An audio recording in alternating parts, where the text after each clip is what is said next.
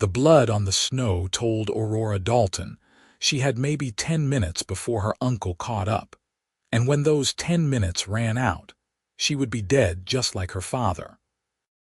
She had watched from the hayloft that December morning in 1882, when Uncle Gerald put the bullet through her father's chest, claiming self-defense to the marshal, while her father's body still leaked warmth into the frozen ground.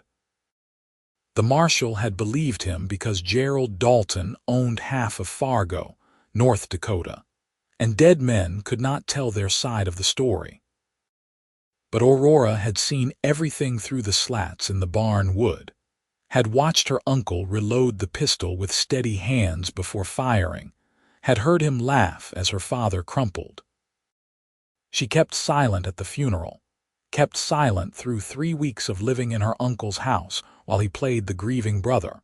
But yesterday, she found the documents in his study proving he had forged her father's signature to steal the silver claim that should have been their family's fortune. When Gerald discovered her in his office with the papers clutched in her hands, his mask slipped completely. He came at her with those same steady hands, and Aurora did the only thing she could do. She ran. Now the blizzard that had been threatening all morning finally unleashed itself across the Dakota plains, and Aurora stumbled through snow that was already ankle-deep and rising. She wore only her house dress and a shawl because there had been no time to grab her coat when her uncle's fingers closed on her arm, and she wrenched herself free. No time for anything but the desperate flight out the back door and into the whiteness that swallowed the world. Her lungs burned with cold and her fingers had gone numb, but behind her she could hear her uncle's voice calling her name in that false, sweet tone he used when other people were listening. Except there were no other people out here. Just the two of them and the storm. The main street of Fargo disappeared into white chaos. Aurora could barely see 5 feet ahead, but she knew if she stopped moving she would die, either from her uncle's gun or from the cold. Her boots slipped on ice and she caught herself against a hitching post, forcing her legs to keep moving. The wind screamed past her ears and tore at her shawl. Snow clung to her eyelashes and melted into freezing tears that tracked down her cheeks. Aurora. Her uncle's voice was closer now, stripped of pretense. You stupid girl, those papers mean nothing without a witness. But they meant everything to Aurora. They meant her father had died for speaking the truth, for confronting his brother about the theft. They meant every kind word Gerald had spoken at the funeral was poison. They meant she was alone in the world with a killer who wore her father's face in the shape of his jaw and the color of his eyes. She rounded the corner past the general store and slammed directly into something solid and warm. Strong hands caught her shoulders before she could fall, and Aurora looked up into the face of a man she had never seen before. He was tall and broad-shouldered, with dark hair plastered to his forehead by the snow and eyes the color of smoke. Ice clung to his dark beard, and his heavy coat marked him as someone who spent his life outdoors, someone who knew how to survive winters that could kill a person in hours.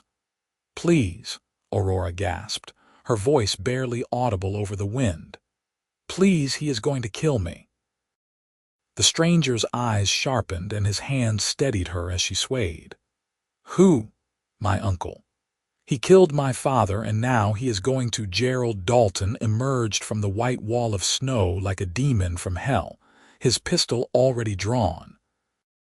His face was twisted with rage and something worse, something desperate and cornered. "Step away from her," he commanded.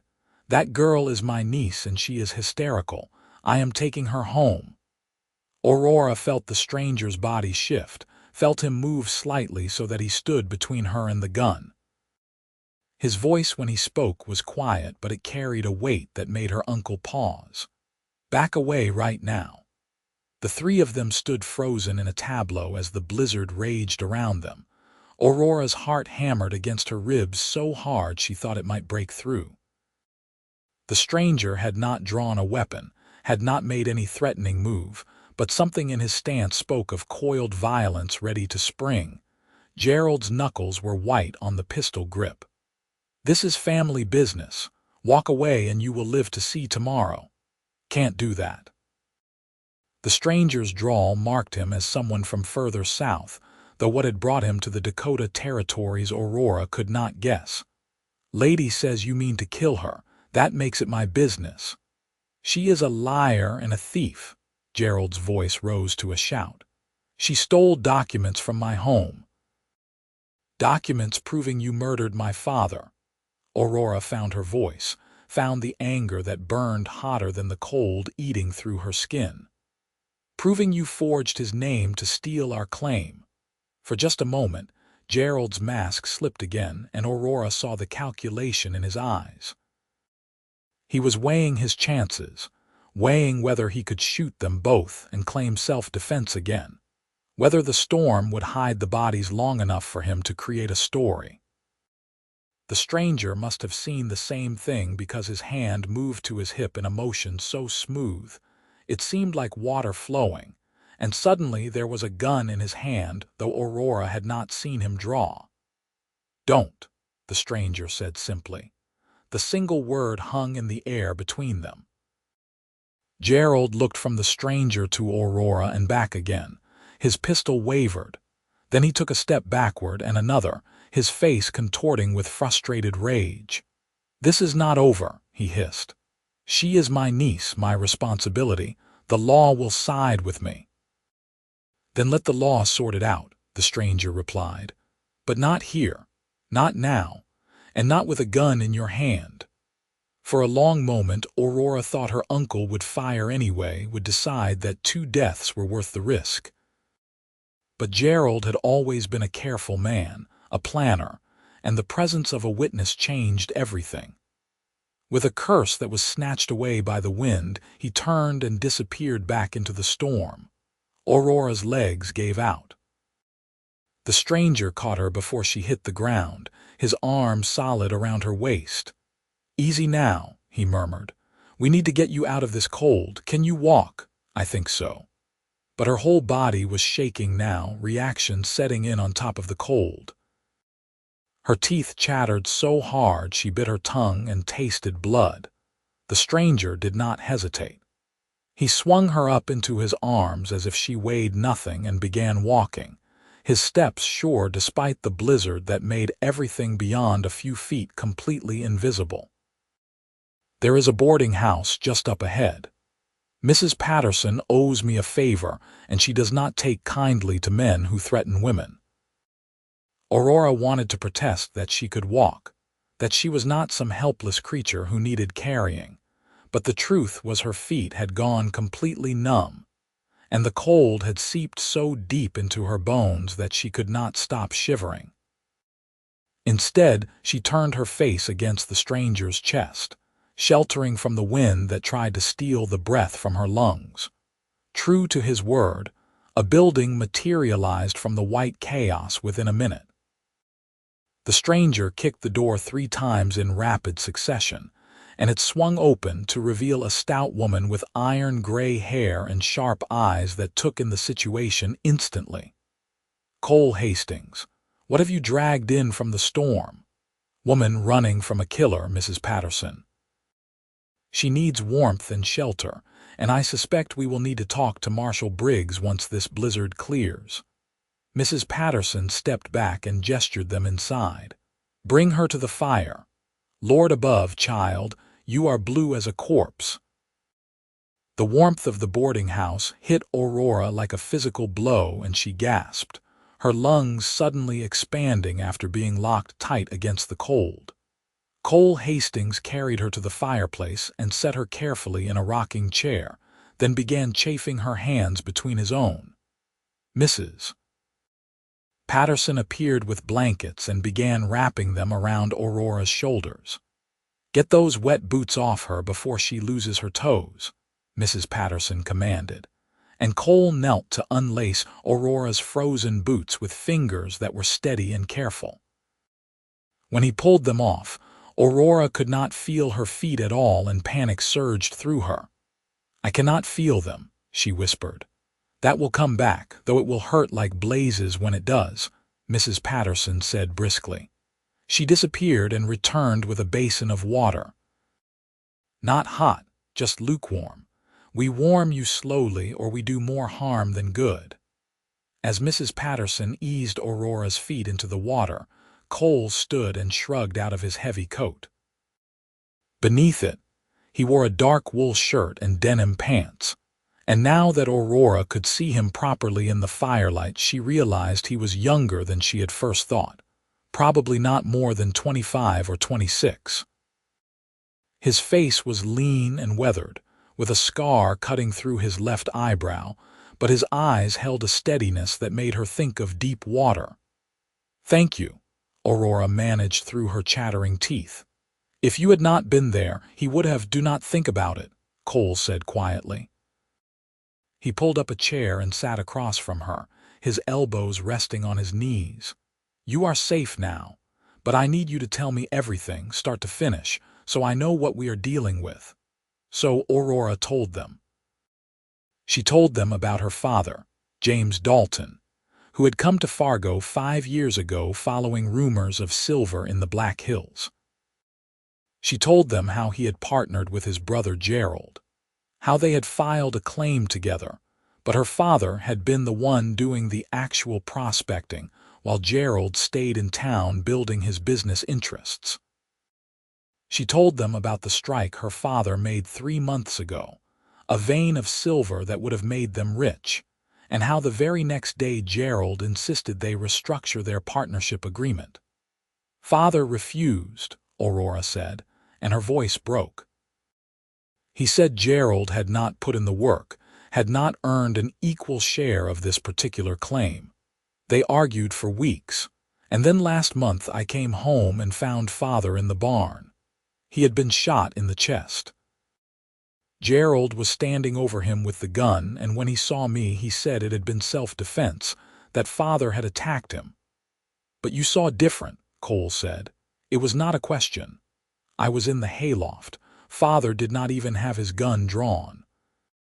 Gerald shot him in cold blood, reloaded, and then fired into the air to draw people from town. By the time they arrived, he had moved Father's gun into his hand. Everyone believed him because why would a man kill his own brother? For silver," Mrs. Patterson said grimly.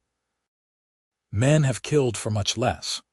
Aurora nodded, feeling the warmth slowly creeping back into her extremities. Her feet were beginning to tingle painfully as sensation returned. "I had no proof. It would have been my word against his, and Gerald is respected in this town.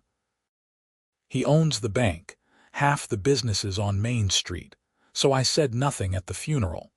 I went to live in his house because I had nowhere else to go and no money of my own. I played the grieving orphan while I tried to figure out what to do." "But you went looking for proof," Cole guessed. "Yesterday, while Gerald was at a town council meeting. I searched his study and found the documents. My father's signature on the new partnership agreement, the one that gave Gerald full ownership of the claim. Except I have seen my father's signature 1,000 times, and this was not it. Gerald forged it. He killed my father and then stole everything we worked for." Cole's jaw tightened. "And he caught you with the documents. He came home early. I heard him on the stairs and I tried to hide them, but he saw, and the way he looked at me." Aurora shuddered. "I knew he was going to kill me too, so I ran." "Into a blizzard," Mrs. Patterson said, shaking her head. "Child, you would have frozen to death within the hour." "I know, but I could not think of anything else. I just knew I had to run." Cole stood and walked to the window, though there was nothing to see but white. "Where are these documents now?" Aurora's heart sank. "I dropped them when I ran into you. They are probably buried in the snow by now. Or your uncle retrieved them." Cole turned back to face her. "Which means we are back to your word against his." "Then I am done for," Aurora whispered. "The law will not believe me. Gerald will say I am hysterical, that I attacked him, that he was defending himself when he shot at me. He has done it before and it worked." "Not if you have witnesses to the attempt on your life," Mrs. Patterson interjected. "Cole here saw Gerald threaten you with a gun. That counts for something." Cole nodded slowly. "She is right, but we need to be smart about this. Your uncle has money and influence, and that can tip the scales in a frontier town where the law is still finding its footing. We need more than just my testimony." "What do you suggest?" Aurora asked. The hope that had briefly flared in her chest was dimming again. "What chance did she have against a man like Gerald Dalton? We get you somewhere safe while I do some digging.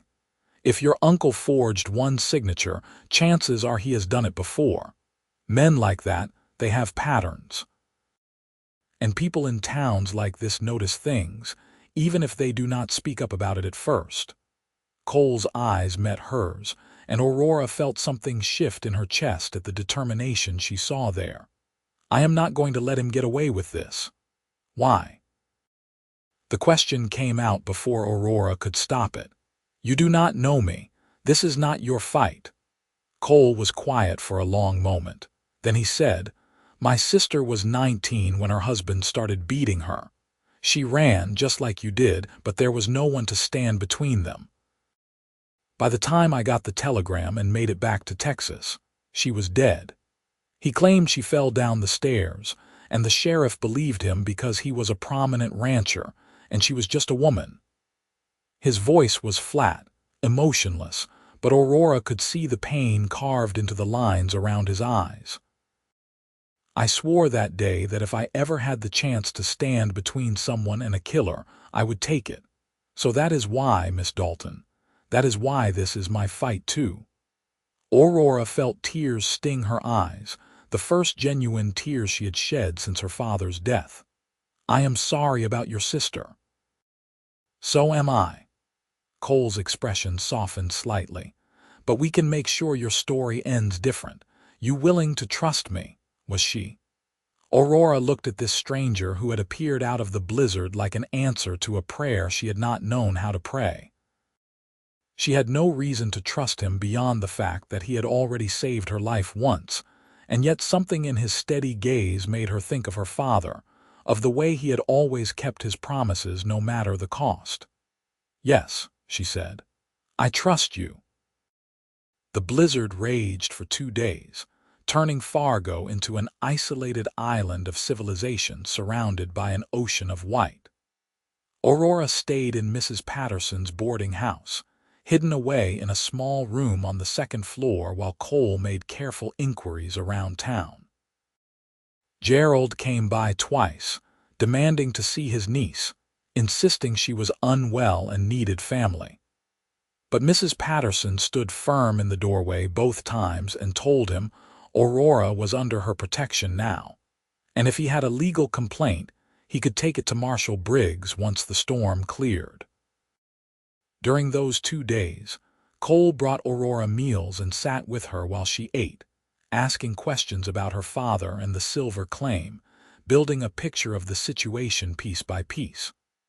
Aurora found herself talking more than she had in months, the words spilling out like water from a broken dam. She told him about growing up in Ohio, about her mother dying when she was 12, about following her father west 5 years ago when she was 17 because he had promised her adventure and a better life. "Did you find it?" Cole asked. "The adventure?" Aurora considered the question. "Some. Fargo is nothing like Ohio. The winters are brutal and the summers are short and the town feels like it could blow away in a strong wind. But there is something about this place, something raw and honest. When my father struck silver, he was so happy he picked me up and spun me around like I was still a child. He said we had earned it, that all the hard work and cold nights had been worth it." Her voice dropped. "And then Gerald took it all away." Cole reached across the small table and covered her hand with his own. The gesture was simple, comforting, but Aurora felt warmth spread through her that had nothing to do with the fire crackling in the stove. We will get it back, he promised. Your father's claim, his good name, all of it. And if we cannot, then we will figure something else out, but I do not plan on failing. There was such conviction in his voice that Aurora found herself believing him. She turned her hand over so their palms pressed together, and Cole's fingers tightened around hers.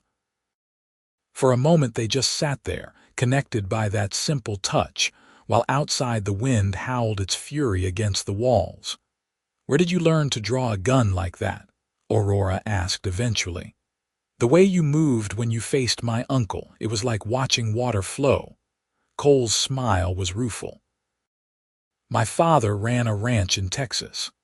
I grew up on horseback with a rifle in my hands, hunting for the family table. When the war ended, I was 15, old enough to work but too young to have fought.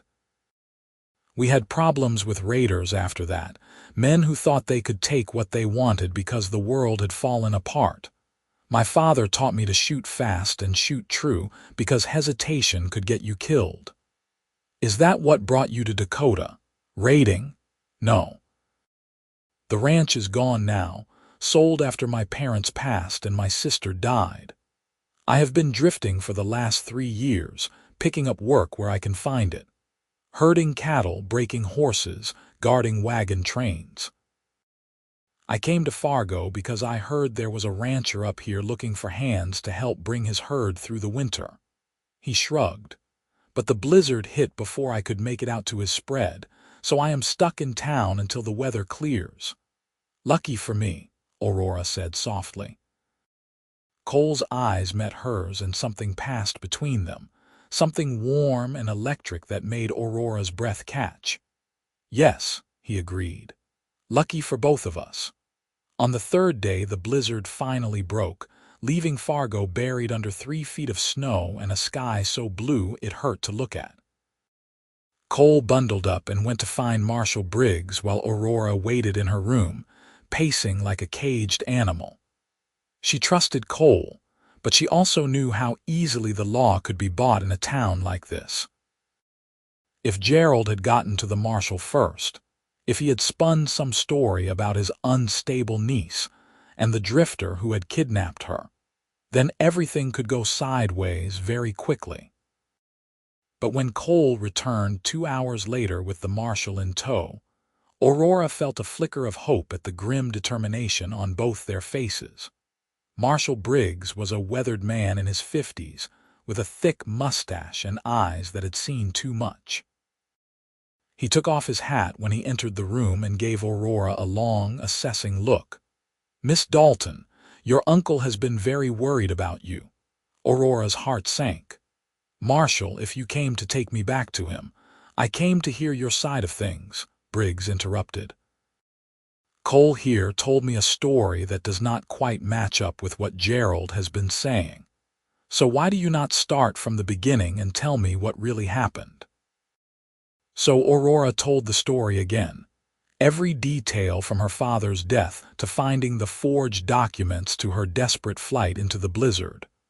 The marshal listened without interrupting, his expression unreadable. When she finished, he was quiet for a long moment. "These documents you found," he finally said. "You do not have them anymore. No, I dropped them in the snow when I ran into Cole. Gerald must have found them." Briggs nodded slowly. "That is a problem. Without physical evidence, this comes down to your word against your uncle's. And Gerald is a respected man in this town." "I know." Aurora felt the hope draining out of her. "But Marshal, I am telling the truth. Gerald killed my father and he tried to kill me. Cole saw him threaten me with a gun." "I did," Cole confirmed. "He had it drawn and pointed at her. Told me to step away so he could take her home. When she said he meant to kill her, he did not deny it, just said it was family business." Briggs rubbed his jaw thoughtfully. "That is something. But Gerald claims you are the one who attacked him, Miss Dalton. Says you have been unstable since your father's death, making wild accusations. He says he only drew his weapon in self-defense when you came at him with a knife." "That is a lie." Aurora shot to her feet, her hands clenched into fists. "I never had a knife. I ran because he was going to kill me, just like he killed my father. Easy now." The marshal held up a calming hand. "I am not saying I believe him. I am telling you what he is claiming so you understand what we are up against. This is going to come down to who can prove their story, and right now neither of you has the evidence to do that." Cole moved to stand beside Aurora, his presence solid and reassuring. "Then we find the evidence. Gerald Dalton did not suddenly decide to become a murderer and a forger. There will be a trail. Other signatures he faked, other business deals that do not add up. We just have to dig."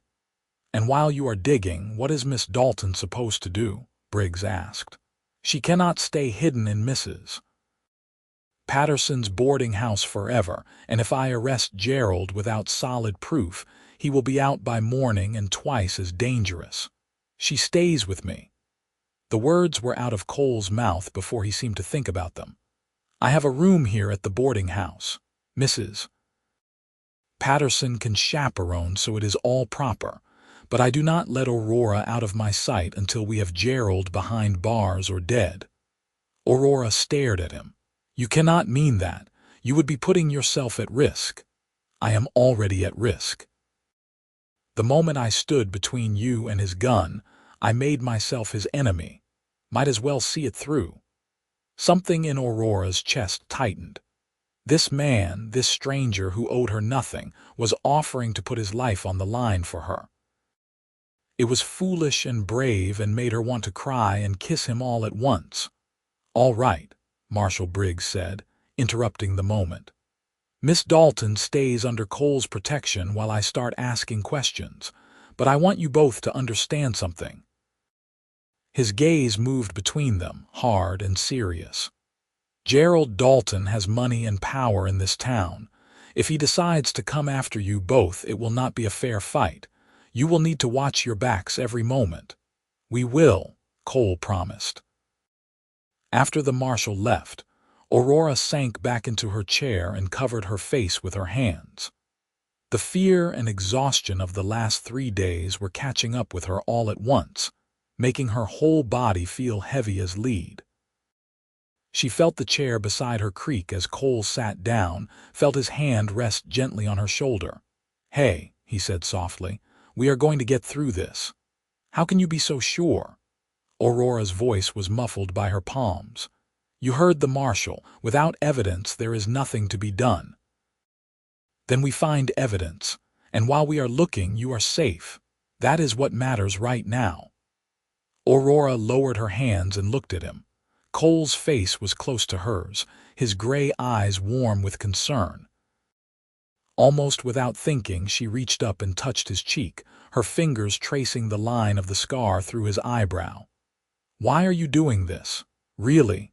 Cole caught her hand and held it against his face. "I told you about my sister, but that is only part of it." He paused, seeming to search for words. "I have been drifting for 3 years, Aurora. Just moving from place to place with no real purpose beyond the next job, the next town.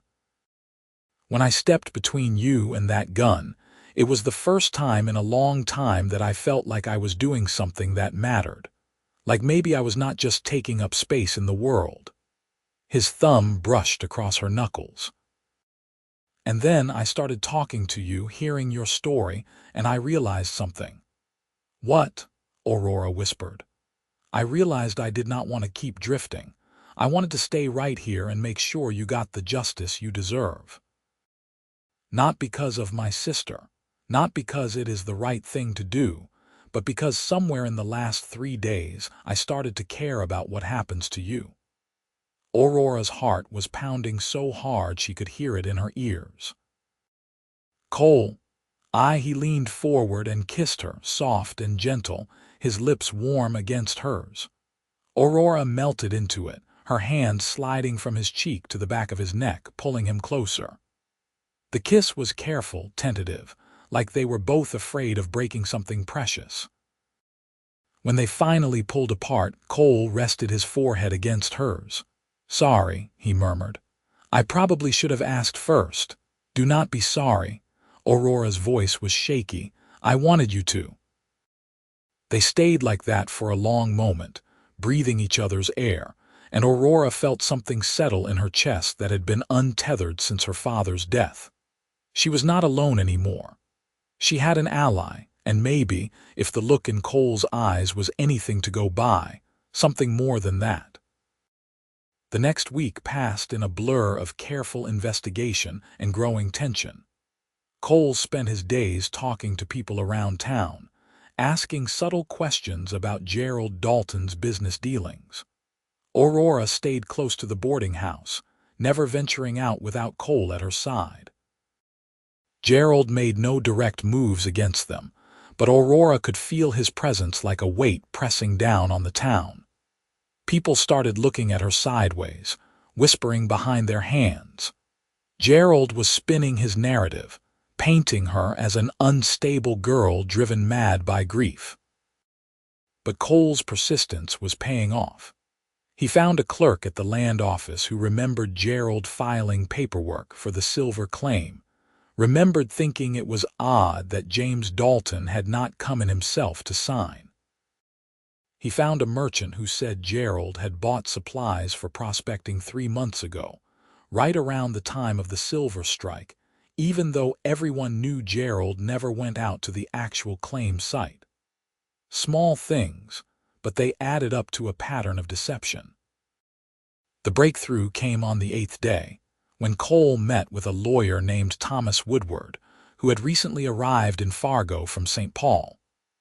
Woodward had been going through old land records as part of a railway survey, and he had found something interesting. 3 years ago, Gerald Dalton had filed a claim in his brother's name for a different parcel of land, one that later turned out to be worthless. The signature on those documents was also forged, though no one had bothered to check at the time because the land was not worth anything. But it establishes a pattern, Cole explained to Aurora that evening as they sat by the fire in Mrs. Patterson's parlor. It proves Gerald has done this before. And if we can find the original partnership agreement between your father and uncle, we might be able to prove the signatures do not match. Where would that agreement be? Aurora asked. Gerald probably destroyed it, but there should be a copy on file with the Territory Land Office in Bismarck.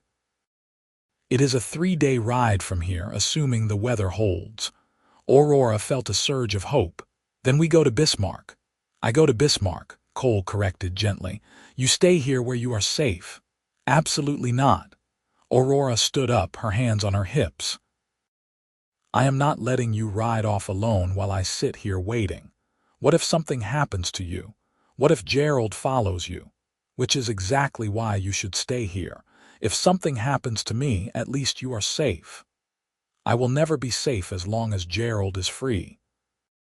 Aurora's voice rose in frustration. And I am not some delicate flower who needs protecting. I survived my father's murder, found the evidence to prove it, and ran through a blizzard to escape a killer. I can ride to Bismarck. Cole stood as well, and for a moment they faced each other like two cats about to fight. Then his expression softened and he reached out to cup her cheek. I know you are strong, Aurora. I have seen your strength every day since we met. But I also care about you, and the thought of putting you in danger makes me half crazy. Aurora leaned into his touch. Then you understand how I feel about you riding off alone. We are in this together, Cole. We started it together and we will finish it together. Cole was quiet for a long moment, his thumb brushing across her cheekbone. Then he sighed. You are not going to back down on this, are you? Not even a little bit. All right.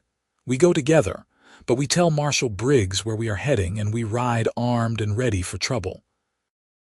They left Fargo before dawn the next morning, riding horses borrowed from Mrs. Patterson's nephew who ran the livery. The winter sun rose slowly over the snow-covered plains, turning everything gold and pink. It was brutally cold, the kind of cold that made your lungs ache with every breath, but the sky was clear and the wind had died down. Cole set a steady pace, not pushing the horses too hard but not dawdling either. As they rode, Aurora found herself stealing glances at the man beside her. Cole sat his horse like he had been born in the saddle, his body moving with the animal's rhythm, his eyes constantly scanning the horizon. He had given her one of his revolvers before they left, along with a quick lesson in how to load and fire it. The weight of the gun at her hip was both comforting and terrifying. "You doing all right?" Cole asked, catching her looking at him. "Yes, just thinking. About how strange life is. A week ago I thought I was going to die in the snow. Now I am riding across the plains with a cowboy I barely know, chasing evidence that might save my life." Cole smiled at that. "Is that all I am? A cowboy you barely know?" Aurora felt heat rise in her cheeks despite the cold. "You know that is not what I meant. Do I?" There was a teasing note in his voice now. "Maybe you should clarify. Cole Hastings, you are the most frustrating man I have ever met." "That is not a clarification." Aurora laughed, and it felt good to laugh, like releasing pressure that had been building for weeks. "Fine. You are the cowboy who saved my life, who has been protecting me and helping me and making me feel like maybe I am not completely alone in the world. You are also the man I have been thinking about kissing again since the first time you kissed me. Is that clear enough?" Cole's grin was wide and genuine, crystal clear. He reached across the space between their horses and took her hand, squeezing it gently before letting go. "For what it is worth, I have been thinking about kissing you again too, pretty much constantly." They rode in companionable silence after that, the plains stretching out endlessly around them. Aurora had lived in Dakota for 5 years, but she never got used to the sheer vastness of it, the way the land seemed to go on forever under a sky so big it made you feel like an ant. It was beautiful and terrifying in equal measure. They stopped to rest the horses at midday, huddling behind a rock outcropping that provided some shelter from the wind.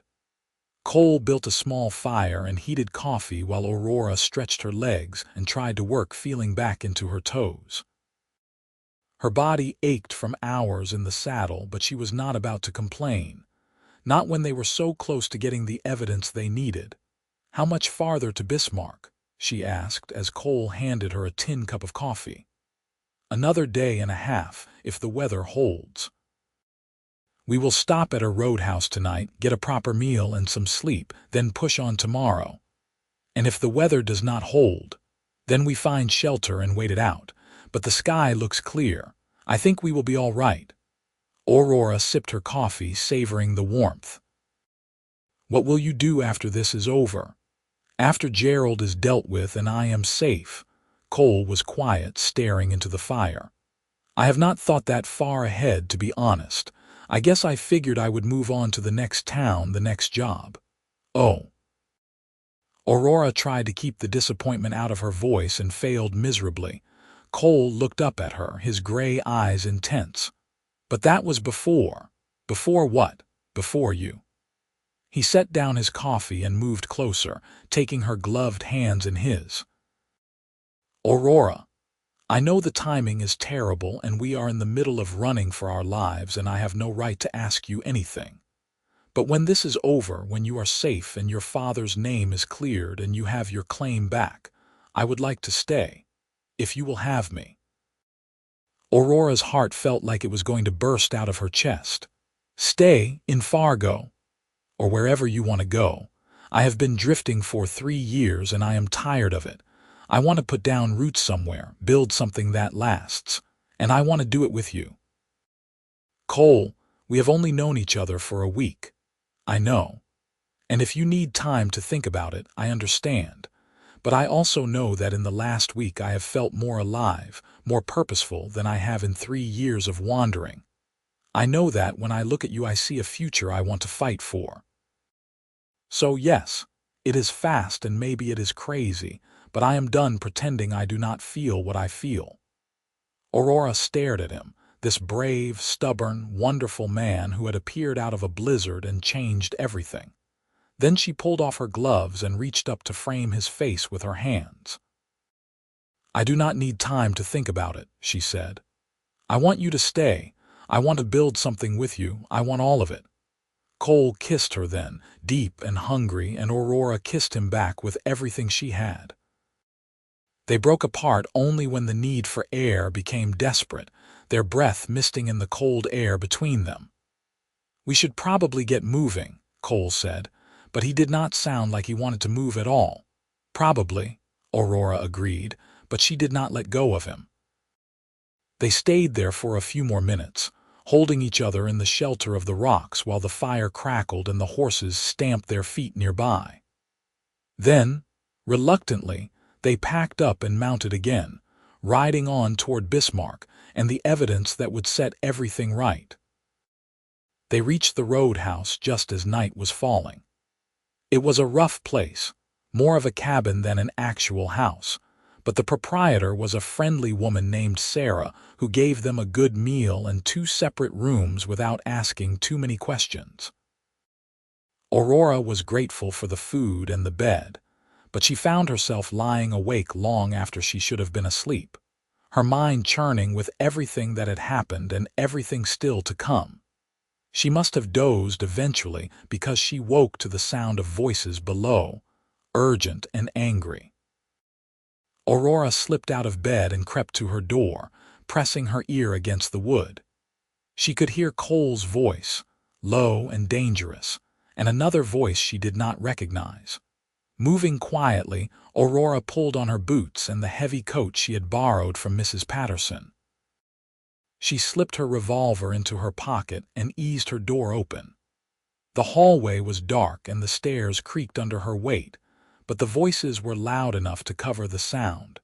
At the bottom of the stairs, she could see Cole standing near the door, his body tense.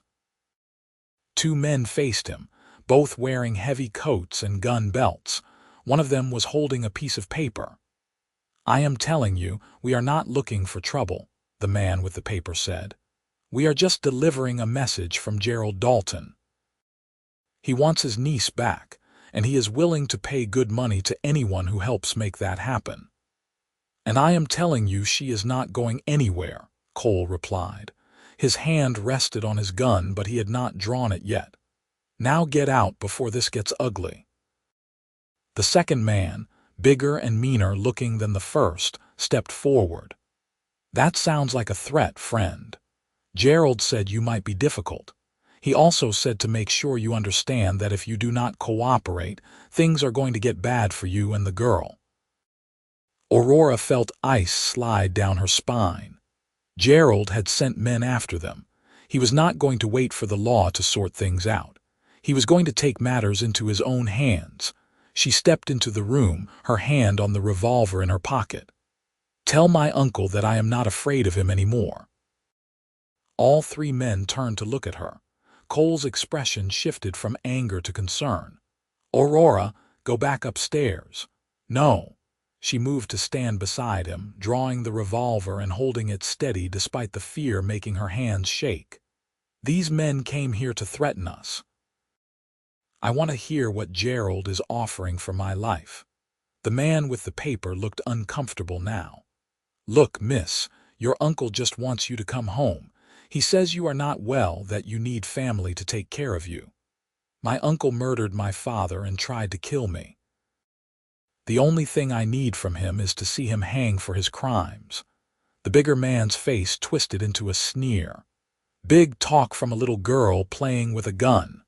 "Try me," Aurora said, and she was surprised by the steel in her own voice.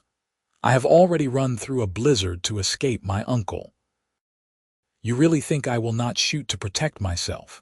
For a tense moment the 4 of them stood frozen. Then Sarah, the roadhouse owner, appeared from the back room with a shotgun cradled in her arms. "Gentlemen, I think it is time for you to leave. I do not allow threats under my roof." The 2 men exchanged glances. They were outnumbered and outgunned, and they knew it. With muttered curses, they turned and left, slamming the door behind them. Cole immediately went to the window, watching until the sound of hoofbeats faded into the night. Then he turned to Aurora, his face pale. "That was incredibly brave and incredibly stupid." "I was not going to let them threaten you," Aurora shot back. "And we both know those men are not going to give up. Gerald is desperate now. He will keep coming until we have the evidence to stop him. Which is why we need to get to Bismarck as fast as possible." Cole ran a hand through his hair. "We leave at first light. No more stopping at roadhouses. We camp on the trail and we watch our backs every moment." They did not sleep much that night. Cole insisted on staying in Aurora's room, sitting in the chair by the door with his gun in his lap while she dozed fitfully on the bed. Every sound outside made her jerk awake, her heart pounding, sure that Gerald's men had come back to finish what they started. But dawn came without incident, and they rode out as soon as there was enough light to see by. The second day of riding was harder than the first. Aurora's whole body ached and the cold seemed to have settled into her bones, but she gritted her teeth and kept pace with Cole. They saw riders in the distance twice, and each time they pushed the horses harder, putting more distance between themselves and potential pursuit. It was late afternoon on the second day when the buildings of Bismarck finally appeared on the horizon. Aurora felt a wave of relief so intense it made her dizzy. They had made it. They were going to get the evidence they needed. The Territory Land Office was a small building near the center of town, and the clerk who greeted them was a bored-looking man in his 30s who perked up when Cole explained what they needed. Partnership agreement between James and Gerald Dalton, filed 5 years ago. The clerk disappeared into a back room and returned 10 minutes later with a dusty folder. "Found it. That will be 50 cents for a certified copy." Cole paid the fee, and they stood at the counter while the clerk made the copy. Aurora's hands were shaking as she watched the pen move across the paper. This was it. This was the proof that would show Gerald for the liar and murderer he was. When the clerk handed over the certified copy, Aurora unfolded it with trembling fingers. There was her father's signature, bold and clear, exactly the way he had always signed his name. And beside it was Gerald's signature, equally clear. She compared it to the forged signature in her mind, the one she had seen on the documents in Gerald's study, and the differences were obvious. The forged version was similar, but the loops were wrong, the slant was off. "We have him," she whispered. "Cole, we have him." Cole's arm came around her shoulders, pulling her close. "Yes, we do." They sent a telegram to Marshal Briggs that evening, explaining what they had found, and that they would be returning to Fargo the next day. Then they got a room at a hotel and collapsed into exhausted sleep. Aurora in the bed and Cole in a chair by the door, because propriety still mattered even when you were running for your life. The ride back to Fargo took another 2 days, but this time, Aurora felt lighter despite her exhaustion. They had the proof. Gerald would not be able to talk his way out of this. Justice for her father was finally within reach. Marshal Briggs met them on the road outside of town, his face grim. "Glad to see you both made it back in one piece. Gerald has been stirring up trouble while you were gone, spreading rumors that you two ran off together, that the whole story about him killing James was just an excuse. Let him spread whatever rumors he wants," Aurora said, handing over the certified copy. "This proves he forged my father's signature on the new partnership agreement, and Cole found evidence that he did the same thing 3 years ago with a different land claim." Briggs examined the document, his expression growing darker with each passing moment. "This is good. This is real good. Combined with Cole's testimony about the attempt on your life and the threats from his hired men, I have enough to arrest him." "Then what are we waiting for?" Cole asked. "Nothing. Briggs folded the document carefully and tucked it into his coat. "Let us go end this." Gerald Dalton was in his office at the bank when they arrived. He looked up as the marshal entered, his face smoothing into a mask of polite concern. "Marshal Briggs, have you found my niece? I have been so worried. Save it, Gerald." Briggs dropped the certified copy on the desk. "We know you forged James's signature. We know you killed your brother and tried to kill Aurora. It is over." For a moment Gerald just stared at the document. Then his face went very still, very calm, and Aurora felt a chill run through her. This was the look he had worn when he shot her father, the look of a man who had nothing left to lose. "You cannot prove anything," Gerald said softly. "A signature on a piece of paper, that could be anyone's work. And Aurora is unstable. Everyone in town knows it." The grieving daughter making wild accusations. "I saw you threaten her with a gun," Cole said. "And your men tried to collect a bounty on her head 2 nights ago at her roadhouse outside of town. We have witnesses." Gerald's eyes flicked to Cole and something ugly twisted in his expression. "A drifter with no ties to anyone. Who is going to believe you over me?" "A judge and jury," Briggs said flatly. He pulled out handcuffs.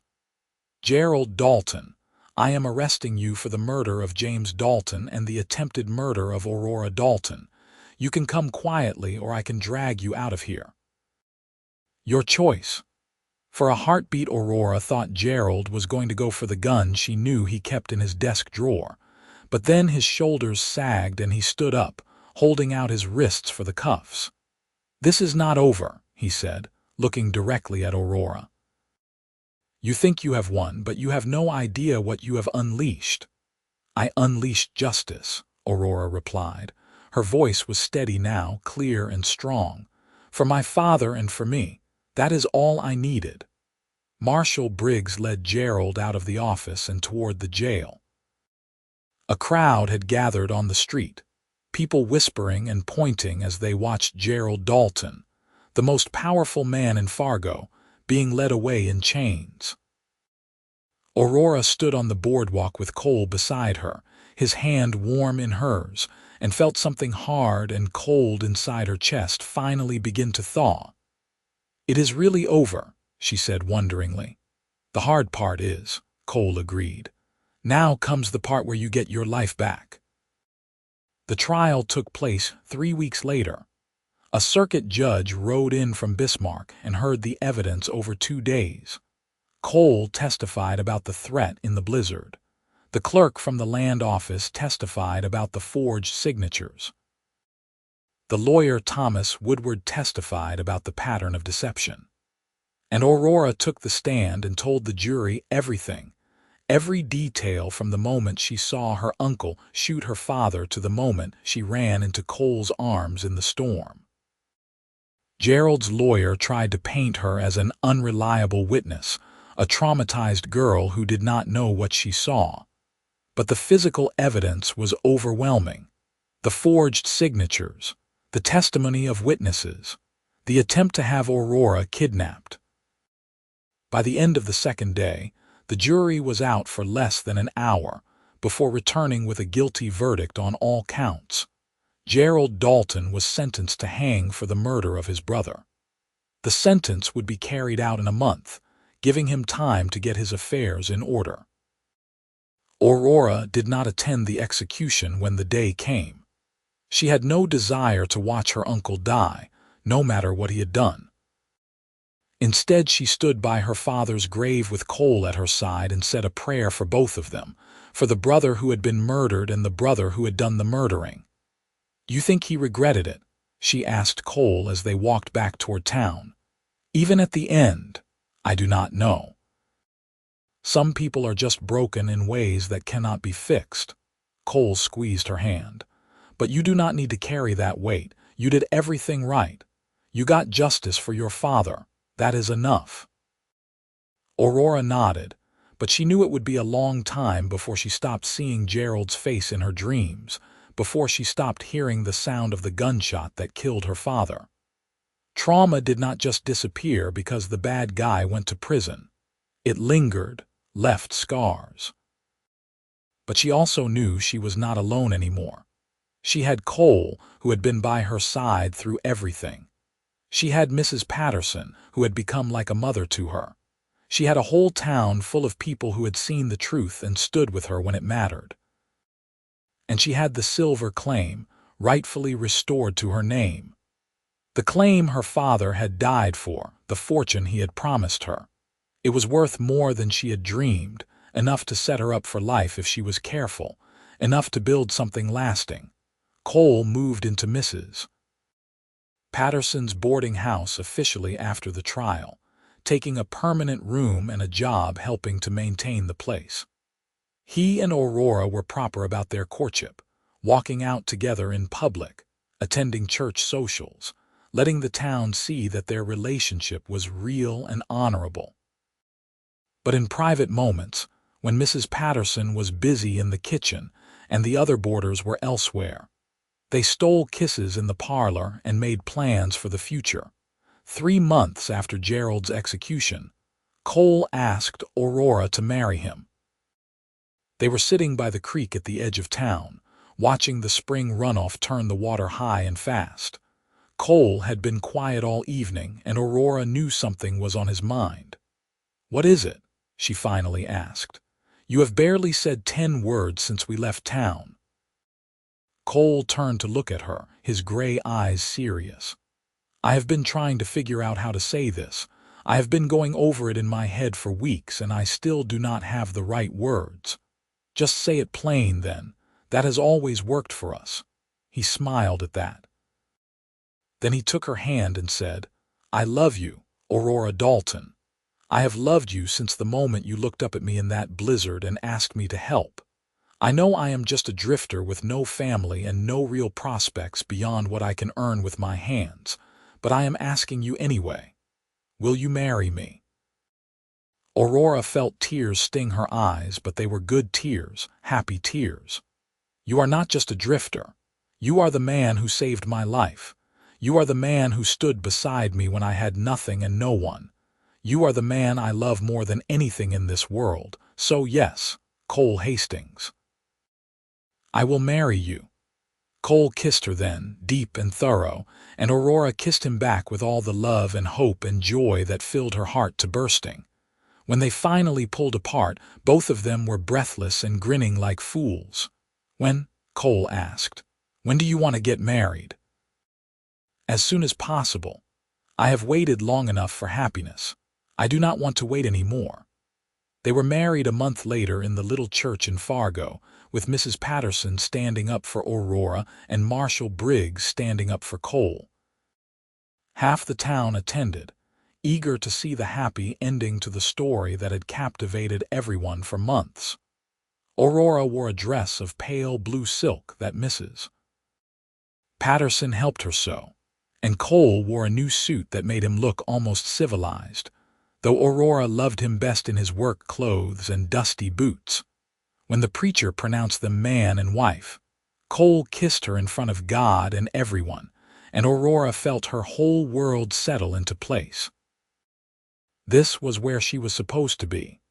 This was who she was supposed to be with. They bought a small house on the edge of town, close enough to be part of the community but far enough to have space and privacy.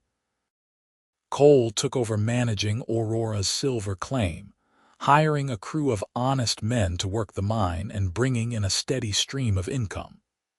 Aurora discovered she had a head for business, handling the books and negotiating contracts with the refineries in Bismarck. Together they built something real and lasting, a partnership in every sense of the word.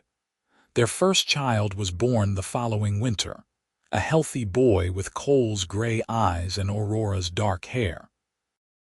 They named him James after Aurora's father, and when Cole placed the baby in her arms for the first time, Aurora cried until she had no tears left. "He would have been so proud of you," Cole whispered, sitting on the edge of the bed with his arm around her shoulders. "Your father. He would have been proud of the woman you have become, the life you have built. We built it, Aurora corrected. You and me together. Over the years, their family grew. A daughter named Sarah came 2 years after James, fierce and independent from the moment she drew breath. Another son, Thomas, arrived 3 years after that, quiet and thoughtful. Aurora poured all the love she had never been able to give her father into her children. And Cole was the kind of father who got down on the floor to play with them, who taught them to ride and shoot and treat everyone with respect no matter their station in life. The silver mine eventually played out as all mines do, but by then Cole and Aurora had invested wisely. They bought land, started a small ranch, built something that would last beyond their lifetimes. Fargo grew and changed around them, evolving from a rough frontier town into a proper city. But their little house on the edge remained a constant, a place of love and safety. On their 20th wedding anniversary, Aurora and Cole rode out to the place where they had first met, the corner near the general store where she had run into him during the blizzard. It was summer now, hot and bright, nothing like that terrible day when she thought she was going to die. Do you ever think about how different things could have been? Aurora asked as they stood hand in hand in the dusty street. If you had not been there that day, if you had already made it out to the ranch before the storm hit. Cole pulled her close, resting his chin on top of her head. I think about it sometimes, but I also believe we were meant to find each other. Call it fate, call it luck, call it God's plan. But every choice I made led me to that exact spot at that exact moment when you needed me most. And I would not change a single thing. Aurora turned in his arms and kissed him, soft and sweet, a kiss that held 20 years of love and partnership and shared joy. Neither would I, she whispered against his lips. Not a single thing. They went home that evening to a house full of noise and laughter, their children gathering around the table for dinner. James was grown now, 19 and already helping to run the ranch. Sarah was 17 and determined to go to college back east, full of dreams about becoming a teacher. Thomas was 14, quiet but kind, content to work with his hands like his father. As Aurora looked around the table at her family, at Cole's smiling face and her children's bright eyes, she felt a peace settle over her that had nothing to do with the silver or the house, or the comfortable life they had built. This was what her father had wanted for her when he brought her west all those years ago. Not riches or adventure, though she had found both, but love, real and lasting and true. That night, after the children had gone to bed, Aurora and Cole sat on the porch and watched the stars come out one by one over the Dakota plains. The air was warm and sweet with the smell of prairie grass, and somewhere in the distance a coyote called to its mate. "Are you happy?" Cole asked, his voice soft in the darkness. Aurora leaned against his shoulder, her hand finding his. "More than I ever thought possible. You gave me that, Cole. You gave me a life worth living." "We gave it to each other," he corrected, bringing her hand to his lips. "And we are going to keep building it every day for the rest of our lives." And they did. Through summers and winters, through hard times and good times, through the joys and sorrows that make up a life. Aurora never forgot the girl she had been, running through the blizzard with death at her heels. But she also never let that girl define her. She was more than her trauma, more than her grief. She was a wife and a mother, a business owner and a partner, a woman who had stared down evil and won. And when she was very old, sitting in her rocking chair on that same porch with Cole's hand in hers and their grandchildren playing in the yard, Aurora looked back on her life and knew it had been exactly what she was meant for. The blizzard had tried to kill her, but instead it had led her to love. And that made all the difference.